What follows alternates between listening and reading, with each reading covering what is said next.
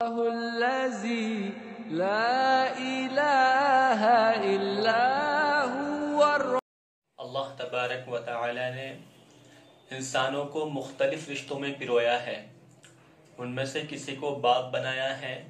تو کسی کو ماں کا درجہ دیا ہے، کسی کو بیٹا بنایا ہے تو کسی کو بیٹی کی پاکیزہ نسبت عطا کی ہے۔ غرض اللہ تبارک و تعالی نے ان رشتوں کو بنانے کے بعد ان کے حقوق بھی مقرر فرما دیے ہیں۔ ان میں سے ہر ایک کے حق کو ادا کرنا ہمارے لیے ضروری ہے، لیکن اللہ رب العزت نے قرآن کریم کے اندر اپنی بندگی و اطاعت کے فوراً بعد والدین کے حقوق کو بیان فرمایا ہے، جس میں اس بات کی طرف اشارہ ہے کہ رشتوں میں سب سے بڑا حق والدین کا ہے۔ قرآن کریم میں اللہ تبارک و تعالی نے ارشاد فرمایا وَقَضَىٰ رَبُّكَ أَلَّا تَعْبُدُوا إِلَّا إِيَّاهُ وَبِالْوَالِدَيْنِ إِحْسَانًا إِمَّا يَبْلُغَنَّ عِندَكَ الْكِبَرَ أَحَدُهُمَا أَوْ كِلَاهُمَا فَلَا تَقُل لَّهُمَا أُفٍّ وَلَا تَنْهَرْهُمَا وَقُل لَّهُمَا قَوْلًا كَرِيمًا وَاخْفِضْ لَهُمَا جَنَاحَ الذُّلِّ مِنَ الرَّحْمَةِ وَقُل رَّبِّ ارْحَمْهُمَا كَمَا رَبَّيَانِي صَغِيرًا کہ اللہ تعالیٰ تمہیں حکم کرتا ہے اس بات کا کہ اللہ کے سوا کسی کی عبادت نہ کرو، والدین کے ساتھ اچھا سلوک کرو، اور اگر تمہاری زندگی میں والدین میں سے کوئی ایک یا دونوں بڑھاپے کی حالت میں ہو تو انہیں اف بھی نہ کہو، انہیں نہ جھڑکو، ان کے سامنے اچھی گفتگو کرو اور ان کے سامنے عاجزی کے بازو بچھا دو، اور اللہ تعالیٰ سے یہ دعا کرتے رہو اللہ تبارک و تعالیٰ ان دونوں پر رحم فرما جیسا کہ ان دونوں نے مجھے بچپن میں پالا ہے۔ پیارے نبی صلی اللہ علیہ وسلم نے ایک مرتبہ ارشاد فرمایا اس کی ناک خاک آلود ہو، اس کی ناک خاک آلود ہو، اس کی ناک خاک آلود ہو۔ صحابہ کرام تڑپ اٹھے یا رسول اللہ کس کی ناک خاک آلود ہو؟ آپ نے فرمایا من ادرک بوالدیہ عند الکبر احدہما او کلاہما ولم يدخل الجنہ، کہ جس نے والدین میں سے کسی ایک کو یا دونوں کو بڑھاپے کی حالت میں پایا ہو اور ان کی خدمت کر کے اپنے آپ کو جنت کا مستحق نہ بنا لیا۔ حسن رضی اللہ تعالیٰ عنہ سے کسی نے معلوم کیا کہ والدین کے ساتھ حسن سلوک کس طریقے سے کیا جائے، آپ نے فرمایا کہ ان کے اوپر اپنے مالوں کو خرچ کیا جائے، وہ جس بات کا حکم دے اس کی اطاعت کی جائے، ہاں اگر غلط کاموں کا حکم دے تو اس کو نہ مانا جائے۔ حضرت ابن عباس رضی اللہ تعالی عنہما فرماتے ہیں کہ والدین کا حق یہ ہے کہ ان کے سامنے اپنے کپڑوں کو بھی نہ جھاڑا جائے کہ کہیں تمہارے کپڑوں کا گرد و غبار ان کو نہ لگ جائے۔ حضرت مجاہد رحمت اللہ علیہ فرماتے ہیں کہ اگر والدین کے بڑھاپے میں تمہیں ان کا پیشاب پخانہ بھی دھونا پڑ جائے تو تم دھو، اس سے گھن نہ کرنا، کیونکہ بچپن میں تمہارے پیشاب اور پخانے کو تمہارے والدین نے دھویا ہے۔ میرے محترم بزرگ اور دوستو، یہ والدین کا حق ہے، اللہ تبارک و تعالی نے کے کلام سے ثابت ہے، والدین کی خدمت کرنا ہمارے لیے ضروری ہے، اللہ کے کلام سے ثابت ہے،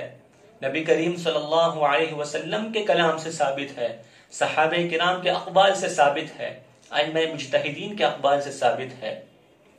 جن اولاد سے والدین راضی ہوتے ہیں اللہ تعالیٰ بھی ان سے راضی ہوتے ہیں۔ حدیث شریف میں ہے رضا الرب فی رضا الوالد و سخط الرب فی سخط الوالد، کہ اللہ تبارک و تعالیٰ کی خوشنودی والدین کی خوشنودی میں ہے اور اللہ تعالیٰ کی ناراضگی والدین کی ناراضگی میں ہے۔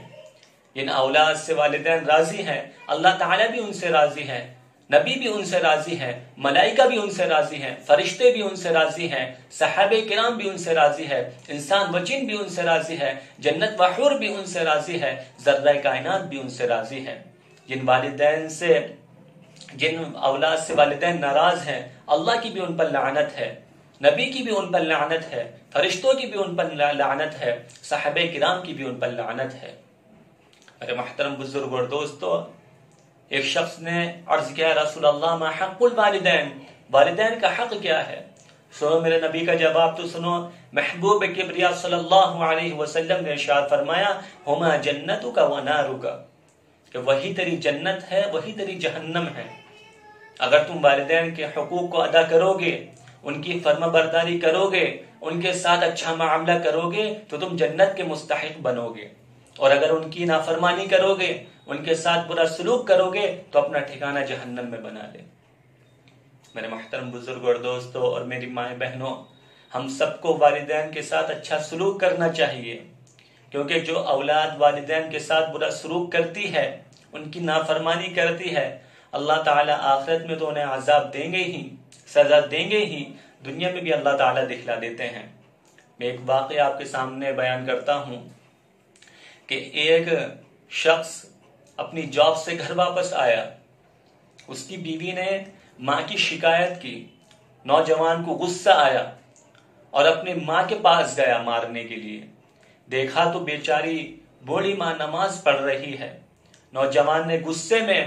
ماں کی سجدے کے حالت میں گردن پر پیر رکھا، اتنی زور سے پیر رکھا کہ ماں مالک حقیقی سے جا ملی۔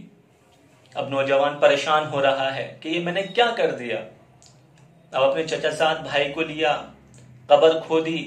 قبر کے اندر نوجوان اور چچا زاد بھائی دونوں اترے، دونوں نے ماں کو قبر کے اندر لٹایا۔ نوجوان کا چچا زاد بھائی تو قبر سے نکل گیا، نوجوان نکلنا چاہتا ہے، اب نہیں نکل پاتا ہے۔ چچا زاد بھائی ہاتھ پکڑ کر کھینچتا ہے لیکن نوجوان نہیں نکل پاتا۔ نوجوان روتا ہے، چلاتا ہے، گڑ گڑاتا ہے، لوگ جمع ہو جاتے ہیں، تمام کے تمام لوگ اس کا ہاتھ پکڑ کر کھینچتے ہیں لیکن نوجوان نہیں نکلتا ہے۔ اس کے لیے دعا کرتے ہیں، کسی کی دعا قبول نہیں ہوتی ہے، یہاں تک کہ وہ رو رو کر اسی قبر میں مر جاتا ہے۔ مجبوراً لوگوں کو اس کے اوپر مٹی ڈالنی پڑتی ہے۔ جب بیوی کو معلوم ہوتا ہے کہ میرے شوہر کے ساتھ یہ معاملہ ہوا تو رونے لگتی ہے اور کہتی ہے کہ دوشی تو میں ہی ہوں، میں نے ہی ماں کے خلاف اس کو بھڑکایا تھا۔ میرے محترم بزرگ اور دوستو، جن اولاد سے والدین راضی ہوتے ہیں اللہ تعالیٰ بھی ان سے راضی ہوتے ہیں۔ ایک صحابی ہے حضرت علقمہ رضی اللہ تعالی عنہ، نمازوں کے پابند ہیں، روزوں کے پابند ہیں، صدقہ دیتے ہیں، بہت اچھے ہیں، لیکن ماں کے ساتھ کچھ بدتمیزی کی۔ اللہ تبارک و تعالی کا حکم آیا، جسم سے روح نکل رہی ہے، گلے میں آ کر جو ہے اٹک جاتی ہے۔ تمام کے تمام لوگ دعائیں کرتے ہیں، کسی کی دعا قبول نہیں ہوتی ہے۔ تمام کے تمام لوگ قرآن کریم کی تلاوت کر رہے ہیں، لیکن روح گلے سے نہیں نکل رہی ہے۔ پیارے نبی صلی اللہ علیہ وسلم کو معلوم ہوا، آپ نے معلوم کیا کہ ان کے والدین میں سے کوئی زندہ ہے، بتایا گیا کہ ماں زندہ ہے۔ پیارے نبی صلی اللہ علیہ وسلم ماں کے پاس گئے اور معلوم کیا کہ اماں، آپ کا اور آپ کے بیٹے کا کیا معاملہ رہا؟ اماں جان نے کہا کہ میرا بچہ بہت اچھا تھا، نمازی تھا، روزوں کا پابند تھا، نیک تھا، صدقہ دیتا تھا، نفلی نمازیں پڑھتا تھا، لیکن میرے ساتھ بدتمیزی کرتا تھا۔ پیارے نبی صلی اللہ علیہ وسلم نے ارشاد فرمایا کہ آپ اسے معاف کر دو، اس کی روح گلے سے نہیں نکل رہی ہے۔ اماں جان نے کہا کہ نہیں، میں اسے معاف نہیں کروں گی۔ پیارے نبی صلی اللہ علیہ وسلم نے ارشاد فرمایا کہ حضرت بلال سے رضی اللہ تعالیٰ عنہ سے ارشاد فرمایا کہ بلال، کہ لکڑیوں کو جمع کرو اور آگ جلاؤ کہ اس کے اندر ہم ان کے بیٹے کو ڈالیں گے۔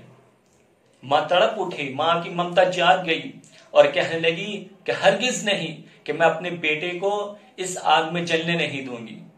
پیارے نبی صلی اللہ علیہ وسلم نے ارشاد فرمایا کہ اگر تم اس آگ میں جلنے نہیں دے رہی ہو اسے، تو جہنم کی آگ تو اس سے بھی زیادہ خطرناک ہے۔ ماں کی ممتا جاگ گئی اور ماں نے کہا کہ میں نے اپنے بچے کو معاف کر دیا۔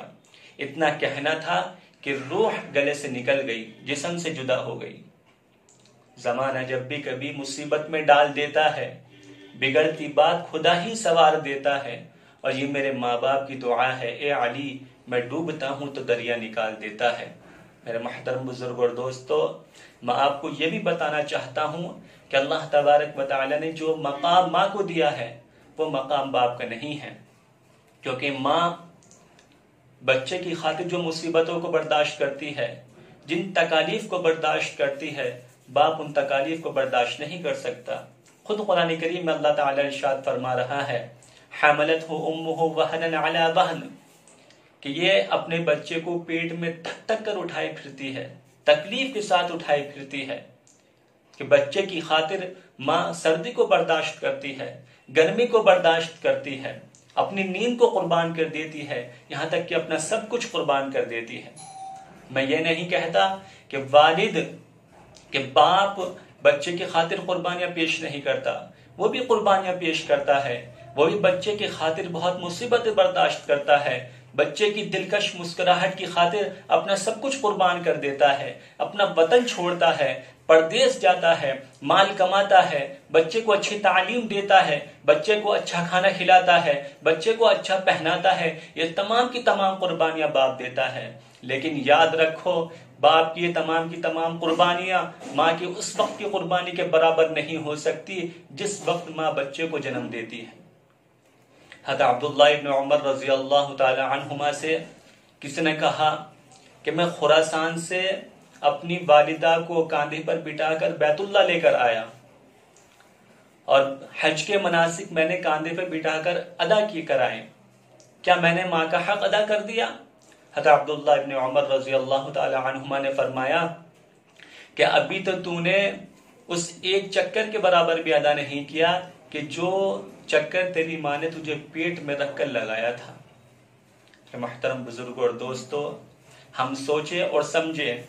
کہ والدین کا ہمارے اوپر کیا حق ہے کہ آج ہم والدین پر ظلم و زیادتی کرتے ہیں، ان کے اوپر ظلم و زیادتی کے پہاڑ توڑتے ہیں، ان کے ساتھ گناہونی اور ناپاک حرکتیں کرتے ہیں، کہ ہم اس ماں پر ظلم و زیادتی کی برسات کرتے ہیں جس ماں نے 9 ماہ اپنے پیٹ میں رکھا، جس ماں نے 2 سال تک دودھ پلایا، جس ماں نے بچے کی خاطر مصیبت برداشت کی، جس ماں نے بچے کی پریشانی کو اپنی پریشانی سمجھا۔ مجھے بتاؤ تو صحیح، کیا والدین کا یہی حق ہے کہ ان کے اوپر ظلم و زیادتی کی جائے؟ نہیں میرے محترم بزرگوں اور دوستوں اور میری مائیں بہنوں، کہ والدین کا یہ حق نہیں ہے، بلکہ ہم سب والدین کے ساتھ اچھا سلوک کریں۔